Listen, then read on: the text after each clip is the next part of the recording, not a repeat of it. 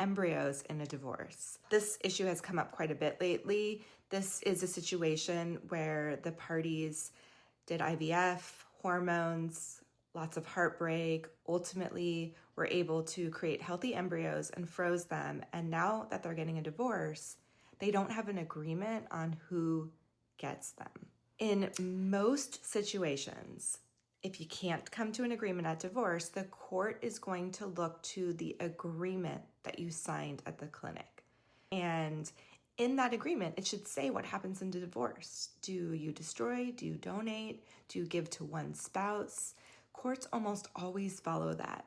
But what if you didn't have an agreement? And that's where things get a little scary. So courts across the US have ruled in very different ways.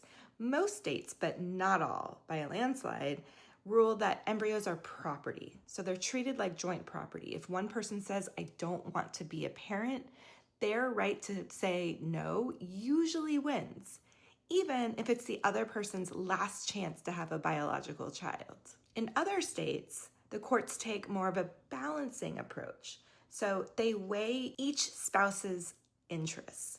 So if one spouse, the spouse who wants the embryo, can have children in another way, then the no still usually wins. And then finally, in a few states like Louisiana and Arizona, these embryos are considered personhood or children. And in divorce, you could be in a serious custody battle over embryos. Embryos go to the spouse who wants to use them. Without a clear agreement, your future family could be decided by a stranger in a courtroom or just frozen, literally, in limbo.